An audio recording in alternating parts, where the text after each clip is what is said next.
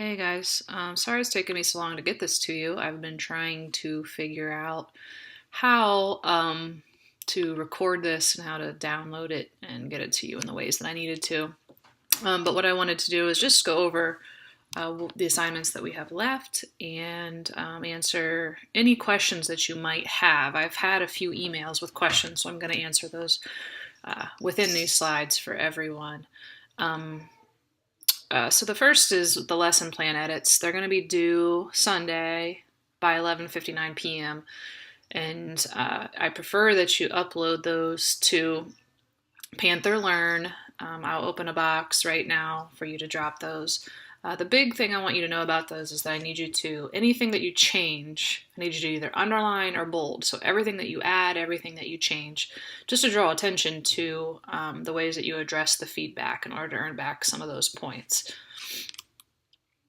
And then to get to some of the field reminders, I just wanted to again go over everything that you have due. The first is with the log of all the hours that you have. And make sure that your cooperating teacher is signing off on that log. So you'll turn that in hopefully before finals week, but at the latest during finals week. You have to have 2 teacher evaluation forms that your cooperating teacher completes as they watch you teach your lessons. As you know, you'll be teaching 3 lessons, but he or she will only be evaluating 2 of those. And so that just gives you a chance to get feedback on your first one so that your second and third observations are better, ideally. You'll also have your cooperating teacher fill out that disposition rubric. And this is where they talk about your professionalism, how well you communicated with them, whether you were on time, whether you came when you said you were going to. And I think it also talks about how you interact with the students too. And then you do have to turn in 3 lesson plans. Those should be done in the ODU format, as complete as possible. So all those 3 lessons that you're teaching in your placement should have a lesson plan for those. And the idea behind that isn't just that you're turning in lesson plans to me, but that you've planned out all the things that you're going to do and you've shown it to your cooperating teacher and they've given you feedback before you teach. That way they see what it is you're going to teach and they can help you ahead of time to make sure those lessons go well. And then you will turn those in to me. These are not scripted, so the lesson plan that you guys just completed for me, that's not what I'm asking you to do. I'm only asking you to do the typical Ohio Dominican lesson plan, which is still filling out all of the boxes, but not scripting out. I do prefer that you would put things in order of an introduction, a model lead test, and a closing, but you don't have to script it, just bullets and tell me what it is that you're going to be doing in each of those sections. You also have to have that observation by me. And I think only 3 of you at this point have signed up. And we don't have a lot of time. So the sooner you can get on that calendar, the better chance that I'll be able to observe you. If I don't observe you, then I'm not able to give my approval to pass. So make sure that you're getting on that as soon as you possibly can.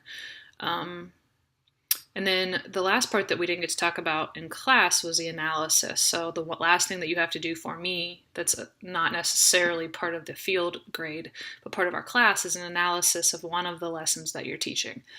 So of those 3 lessons that you're teaching in your placement, you have to choose one of those that you're going to do this analysis based on. And I'll talk about what the analysis is.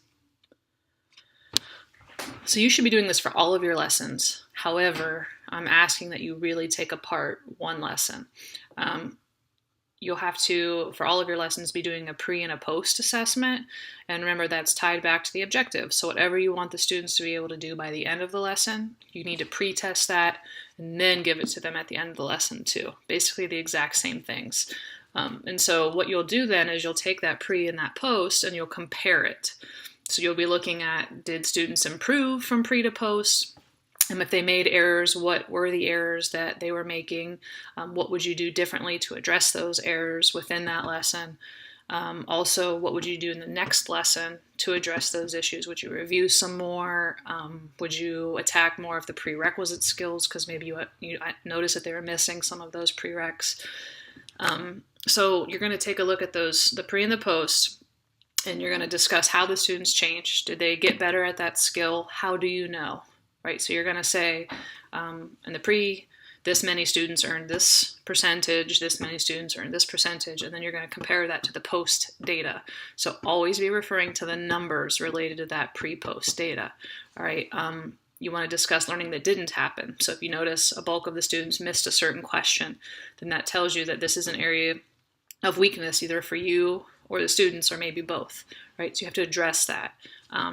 You can also discuss changes that you made during the lesson. So maybe you noticed that 2 of the students weren't familiar with something. So then you had to either quickly give them a little couple extra pointers or review things with them, or maybe you jumped a little further ahead than what you had anticipated because students were getting it a lot quicker than you thought, right? So discuss all of those little changes you made during the lesson. You also will discuss what you'll do the next lesson to address that data. So if you had data that showed students didn't make much growth, then you're going to talk about how you're going to continue to work on that skill. If you had great growth in that lesson, then you're going to talk about how maybe it was too easy for students or how you'll continue to build on that skill. But make sure that throughout, everything you're doing is based on the data that you're getting from that pre-post. If you're going to analyze if students are making errors, talk about those specific errors that they made. So don't use any general terms. So one of the things that, a non-example, one of the things that you can do wrong is say things like, I think this lesson went really well. The students seemed to enjoy it. They had a lot of fun. Right? That doesn't tell me anything. That does, because I want them to have fun, but what's really fun is learning. And I want you to reflect on the data and whether they learned based on that data. You can add anecdotally that maybe they enjoyed it. That's fine, but that doesn't tell me a lot about what you're analyzing and are they getting it? Are you teaching it effectively? And what would you do differently? Right? So even a lesson that goes perfect has a lot of analysis behind it. Because if it went perfect, maybe it wasn't hard enough. Or maybe, maybe you just made it too easy for them. So of course it's going to go well for you. So make sure you're just reflecting no matter what. This should be at least 2 pages, 2 to 3 pages is ideal because you're going to also just summarize quickly what your pre-post assessment was, and then you're going to go in to discuss each of these areas. This is what you will have due to me in the last week. So in the last week, you'll meet with me one-on-one, and you will bring me this analysis. And at that point, I will give you a grade. All right, but I will also allow you time to do a couple different things. So you can always start over and analyze data in a different way, or you can make some changes. You won't be able to earn back all the points, but you will be able to earn back a percentage. So make sure that when we meet, and I'll be contacting you about those times, during that last week, that you have a solid final draft of the analysis. You're able to ask me questions anytime you have them about this assignment.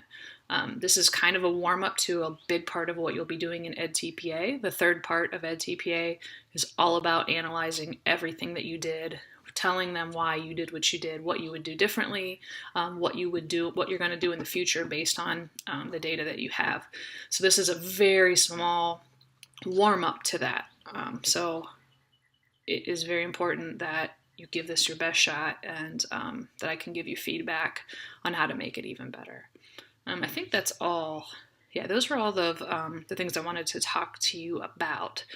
Make sure, I think I still have 3 people that have not picked up their lesson plans off of my door. I still have them taped to my door for you to pick up so you can do those edits. So make sure you get those so that you can make the edits by Sunday, which is what I'm requesting. All right, email me, text me if you have any questions.